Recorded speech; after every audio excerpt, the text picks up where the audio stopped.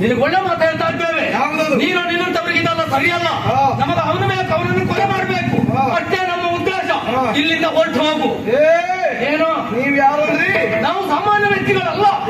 ಬೆಂಕಿ ಹಾಗೂ ಸಿಂಹ ಇದ್ದಾಗೆ. ಇದರಲ್ಲಿ ಬೆಂಕಿ ಯಾರು ಸಿಂಹ ಯಾರು? ನಾನೇ. ಸರಿಯಾಗಿ ನೋಡ್ಕೊ. ಬಡಗಿನಿಂದ ತೆಂಗಿನಡೆಗೆ ಬಂದಿದೆ ಇವತ್ತು ಸಿಂಹ. ಸರಿಯಾಗಿ ನೋಡ್ಕೊ. ನಾನೇ ಬಡಗಿನ ತೆಂಗಿ ಬರುತ್ತೆ. ತೆಂಗಿನ ಹತ್ತಾಗ ಹೋಗಿ ಬರ್ತದೆ. ಈ ಕಡೆ ಬರ್ಲಿಕ್ಕೆ ಬಿಡುದಿಲ್ಲ ನಾನು. ಏನಾದ್ರು ಏನಂದ್ರೆ ನೀನು ಸಿಂಹವ ಮುಖದಲ್ಲಿ 3 ಗಂಟೆ ಮಾಂಸ ಇಲ್ಲ ಮಾರಾಯ. ನೀನು ಸಿಂಹ ಯಾರು ಕರೀತಾರೆ? ನೀನು ಸಿಂಹ ಅಂತ ತಿಳಿದುಕೊಂಡಂತೆ ಇಲ್ಲಿ ಬರ್ರಿ ಅಂತ ನಿನಗೆ ಗೊತ್ತಿಲ್ಲ. ಮತ್ತೆ ಅಂತ ಹೇಳಿದ್ರೆ ನೀನು ನಮ್ಮ ದೇಶಕ್ಕೆ ಸಾಂಕ್ರಾಮಿಕ ರೋಗ ತಂದು ಹಾಕಿದ್ದೇನ? ಹೌದು. ನಮಗೆ ಒಂದು ಲೆಕ್ಕದಲ್ಲಿ ಸಂತೋಷವೂ ಆಗುತ್ತದೆ, ಇನ್ನೊಂದು ಲೆಕ್ಕದಲ್ಲಿ ಬೇಸರವೂ ಆಗುತ್ತದೆ. ಸಂತೋಷ ಯಾಕೆ ಕೇಳು? ನಮ್ಮ ದೇಶಕ್ಕೆ ಬಂದಂತಹ ಸಾಂಕ್ರಾಮಿಕ ರೋಗ ದೂರವಾಗಿ ಎಷ್ಟೋ ಸಮಯ ಕಳೆಯಿತು. ಬೇಸರ ಯಾಕೆ ಕೇಳು?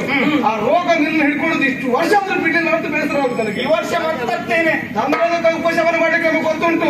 ದೊರೆಗಳ ಪಾದವನ್ನು ಕಟ್ಟಿಕೊಂಡ್ರೆ ಬಿಟ್ಟೇನು?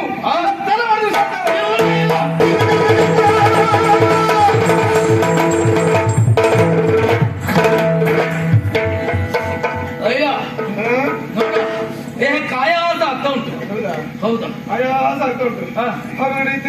ಇದ್ರೆ ಮತ್ತೆ ಆಗ್ತದೆ. ಯಾವುದು? ನೀವು ಇಲ್ಲಪ್ಪ, ತಿರುಗಾಟ ಉಂಟು ನಮ್ಮದು. ಅಲ್ಲ ಕೆಲಸ ನಿಮಿತ್ತವಾಗಿ ಎಲ್ಲ ಇನ್ನೊಬ್ರು ಮಂಡ್ಯ ಒಳ್ಳೆ ತಿರುಗಾಟ ಬಿಟ್ರೆ ಒಳ್ಳೆ ತಿರುಗಾಟ ಇರ್ತಿಲ್ಲ. ಇಷ್ಟು ದಿವಸದವರೆಗೆ ಹಾಗೆ ಮಾಡಿದವರಲ್ಲ ನಾವು. ಮತ್ತೆಂತದ್ದು ಕಾರಣ ಮತ್ತೇನಲ್ಲ. ಈಗ ಯಾಕೆ ಮಾಡಿರಿ? ನೀನು ಬಿಡ.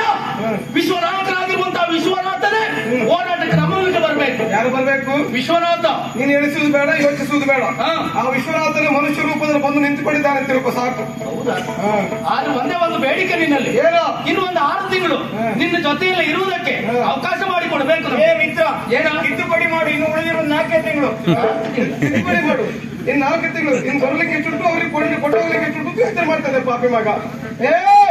6 ತಿಂಗಳಲ್ಲ, 6 ವರ್ಷ ಬೇಕಾದ್ರೆ ಅವಕಾಶ ಕೊಡ್ತೇವೆ. ಹೇಗಿರಬೇಕು ಕೇಳು?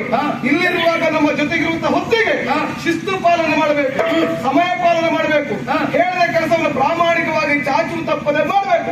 ಹಾಗೆ ಮಾಡ್ತೀರಂತ ಅದು ಬದುಕಲಿಕ್ಕೆ 6 ತಿಂಗಳಲ್ಲ, 6 ವರ್ಷ ಬೇಕಾದ್ರೆ ಅವಕಾಶ ಕೊಡುವ. ಹೌದಾ? ನಾವು ಕಳೆದ ವರ್ಷ ತೀರ್ಮಾನ ಮಾಡಿದ್ದೇವೆ. ಏನಂತ? ವ್ಯವಸ್ಥೆಗೆ ಅನುಚಿತವಾಗಿ ವ್ಯವಹರಿಸುವವರನ್ನ, ಶಿಸ್ತಿನ ಪರಮಾವಧಿ ಎನಿಸಿಕೊಂಡವರನ್ನ ಕಿತ್ತು ಬಿಸಾಡುವಂತ ಮೊದಲ ನಿರ್ಧಾರ ಮಾಡಿದ್ದೇವೆ ನಾವು. ನಾವು ಈ ರೀತಿ ಬೆಳವಣಿಗೆ ಆಗ್ಲಿಕ್ಕೆ ಕಾರಣ ಯಾರು ಗೊತ್ತಾ? ಯಾರು? ನಮ್ಮ ಒಡೆಯನಾಗಿರುವಂತ ರುದ್ರಭೂಷಣ.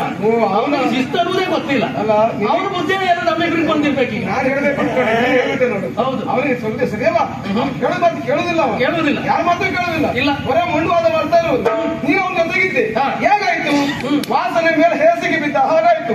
ಸಜ್ಜನರ ಸಹವಾಸ ಹೆಚ್ಚೇನು ಸವಿದ ಹಾಗೆ ಎಂಬ ಮಾತಿನ ಪ್ರಕಾರವಾಗಿ ನಮ್ಮಂತವರ ಸಹವಾಸ ಮಾಡಿದಿದ್ರೆ ನೀನ್ ಇಷ್ಟೆಲ್ಲ ಹಾಳಾಗುವುದಿಲ್ಲವಾಗಿತ್ತು ಅಲ್ವಾ? ಸ್ವಲ್ಪ ಮಟ್ಟಿಗಾದ್ರೂ ಸರಿ ಇರ್ತಿದ್ದೆ. ಹಾಳಾಗೋದಕ್ಕೂ ಹಾಳಾಗಿದ್ದಿ. ನಾನು ಉಳಿದ ದಿವಸ ಒಳ್ಳೆಯವನಾಗ್ಲಿಕ್ಕೆ ಬದುಕಲು ಕಲಿಯ. ನಿನ್ನ ಸಹಕಾರ ಸಹಾಯ ನಮ್ಮ ಪಾಲಿಗೆ ಉಂಟು ಅಂತ ಆದ್ರೆ ಇನ್ನು ಒಳ್ಳೆ ಕಾರ್ಯದಂತವನ್ನು ಮಾಡ್ತೇವೆ.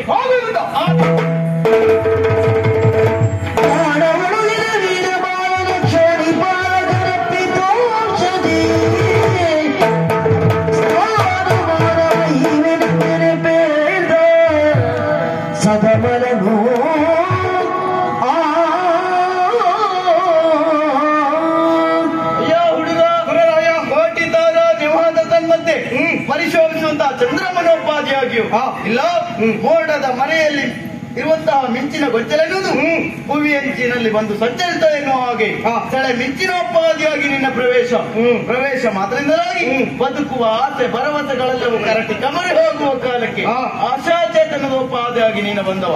ನಿನ್ನ ಮುದ್ದಾದ ಮುಖವನ್ನು ಹಿಂದೆಲ್ಲೂ ಕಂಡವನಲ್ಲ. ಯಾರು ನೀನು, ಎಲ್ಲಿಯವನು, ಎಲ್ಲವನ್ನ ಹೇಳ್ತೀಯ. ಕ್ಷೀರಸಾಗರ